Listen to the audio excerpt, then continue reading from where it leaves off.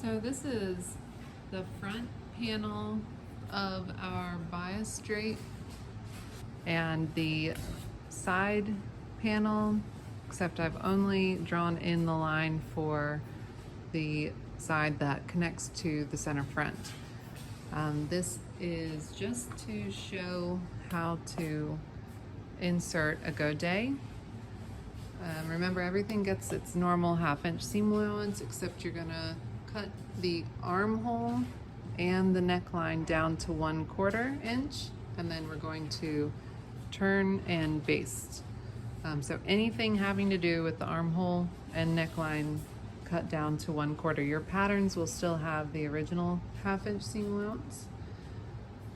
Before you set in your godets, remember, you're gonna have a single front piece, a full front, center front piece. Then you'll have 2 sides, a left and a right, and you'll also have 2 backs, a left and a right. You'll need a seam in center back because this is too fitted of a garment to not have a closure, even though it's on the bias. We're not going to put in a zipper, but you need to still pattern and put seam allowance in the actual sample muslin. So the godets, a lot of you have the same exact godet for all 4 seams. If you have a front that is different than the back godet, you'll have 2 different patterns, 1 for each. So this is going to be for the front princess seam. We're gonna set that godet, and the same process is used for all of the godets. Before you do any of them though, you want to have your dress, the foundation and the body of the dress, complete, meaning you've stitched all of your princess seams together. At least. You can even do the shoulder seams if you want. That can still happen after, but you at least need to have these princess seams stitched. The front princess on both sides and the back princess seams on both sides. Remember, with the bias, when you're pressing it, you don't want to use back and forth motions because the yarns warp and distort with that pressing motion, pushing and pulling motion, I mean. You want to just press so it flattens it, but it doesn't stretch it out or warp it. And you want to choose a direction, typically from top to bottom. The direction that you're stitching your seams should always be the same. So if you start stitching at the top and work your way down to the bottom for this front princess, you should also do it for the back princess and every other vertical seam. What I'm gonna do is stitch this side piece into the center front panel, starting from the top, matching up all my notches. I should have notches around the bust for bust ease. I should have a notch at the waist, and I should have a notch telling me where the godet begins. So that's going to tell me where to stop this seam right here. So I'm going to stitch all the way from the top of this princess down and stop right here and back tack. So when you're constructing a bias garment, obviously it has a lot of stretch to it. You want to pin generously, and because we have this princess seam that goes over the bust into the arm side, we have the ease at the bust. When you're aligning your pieces together, you give priority to these notches that are 2 inches above the apex and 2 inches below the apex. So when we align those notches for the side and the front panels, we are ensuring that all the ease for that side panel is getting pushed into this one concentrated area. So align those notches and then let everything else follow. If you need to, you can base this. Any edge that you need to stay the same length, you should stay stitched, like the neckline and the armholes. Those should all be stay stitched. And then just begin stitching from top to bottom.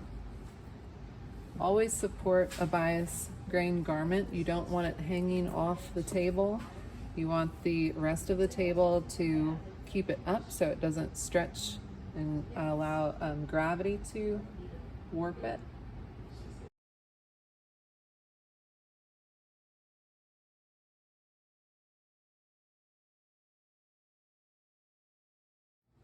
So after you stitch your seam, you can go ahead and clip the curved areas to release it a little bit, but you do not have to press it yet.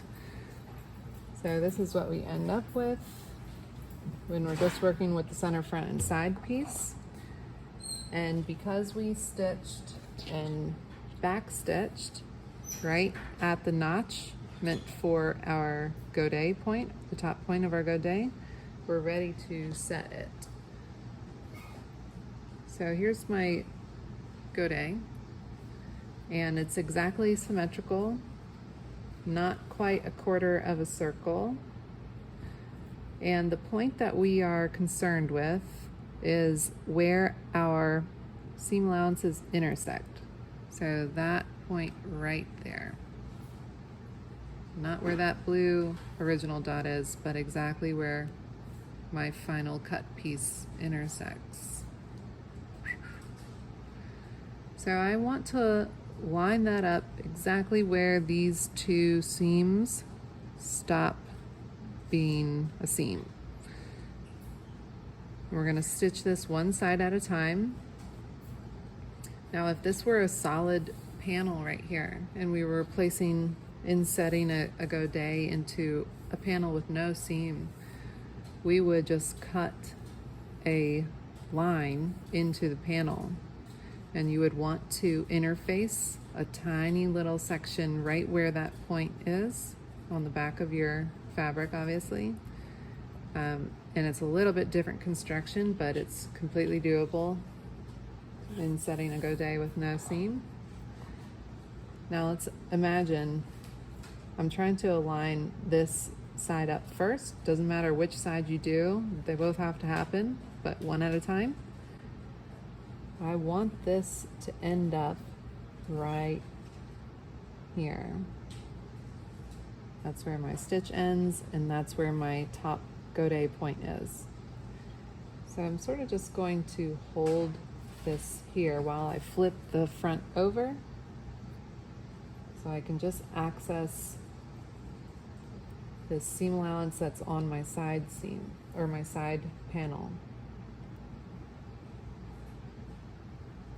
I want to make sure while I'm lining this up that the godet point is directly on that end of the seam. I'm going to pin in place.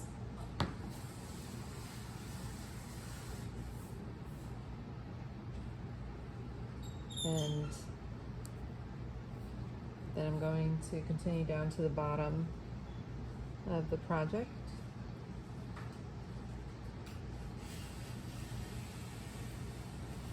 So when you start stitching this, you want to use a smaller stitch length, at least for the first inch or so of your godet. This is going to help keep things a little bit tighter. But the more important part, other than your stitch length, and you can keep the small stitch length the entire way if you want, that's not a big deal. But even more importantly, you want to avoid back stitching, back tacking at the top. You just want to enter right at that point where the seam is, where you left off stitching, and where the top point of your godet is. You want to enter the needle right in that point and just start sewing. Don't worry about back tacking. What we're going to do is press and tie it off just like we do with darts. So there's no bulk adding to this intersection of material. So I'm going to stitch that right now by starting directly at the point of the godet and trying to line it up with where I left off with my seam the best that I can. And I'm going to stitch down that entire length.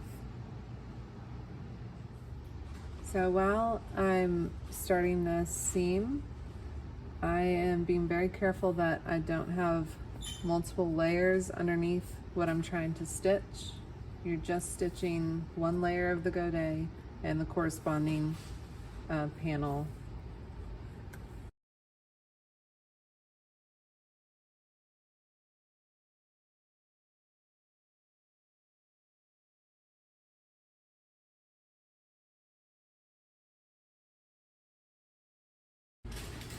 So here is the first side. And so we want to do the same exact thing with the other side. So I'm going to flip this project to where that point is meeting up right where it needs to be.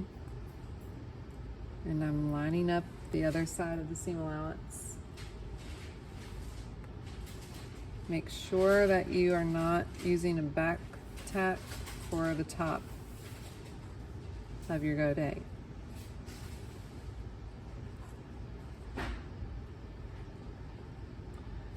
The other thing is you want to have the same seam allowance as your other panels, the other gores, because if we are stitching our godets into the other gores, then and later on we have to finish the whole entire hem, they need to have a matching amount of hem. So if you have 1 inch for your other gores, you need 1 inch for your godet hem.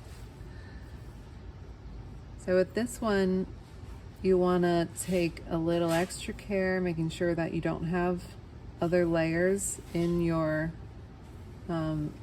stitch that aren't supposed to be there.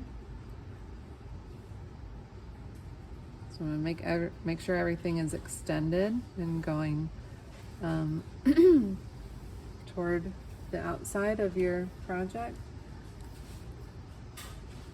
And then you're ready to repeat the steps that we did for the other side. We want to pay attention to where we're entering with our sewing needle, and then stitch with a smaller size stitch, smaller length. I have this set on like 1.8, and then continue all the way down to the bottom.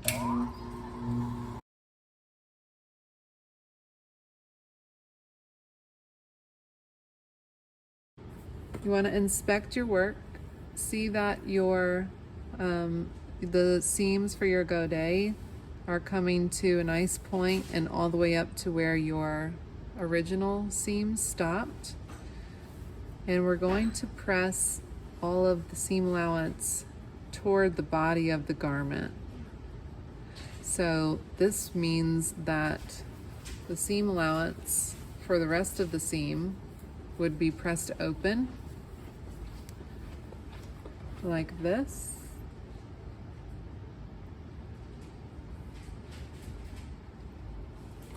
And then you can press all of this toward the garment,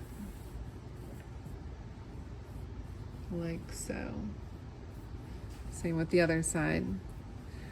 With this way of pressing this direction, that lends itself to a really nice top stitch for that entire seam, continuing down on both sides of the godet. So if you're interested in top stitching or like the look of top stitching, you can do that for this. So the finishing parts of this, to make it look really nice and lay nicely, you need to clip right into the area where your seam stops and your godet begins. So you want to take a little triangle out of that, not just clip, but take a little chunk out of it. Obviously don't pass into your seam, your stitch, but take a tiny triangle. And what this is going to do is it's going to allow the godet to lay opened instead of closed like this, because with that chunk out, it can do this more easily. It can go up this way instead of trying to force it straight down. And the last thing, so we've pressed the seams, we've clipped into the seam allowance of the original seam, right where the godet point is. And to finish off this point at the very top, we want to pull through the tails that hopefully you remembered to not clip, and you want to pull the front one through to the back, both of them. So take your tail that's existing on the back of the inside of your garment and pull it until it loosens the other side of your thread, and you'll see a little loop come up because you pulled this back one. Then you're able to get a little pin in there and work the rest of that thread out. So that's the other thread in that sewing relation. Once you pull it from the front to the back, you want to give it a double square knot, left over right, right over left, and then maybe once or twice more if you want. And that's going to give us a really a much more clean finish right there. So after you're done, you can inspect your work, and it's the same for all godets all around.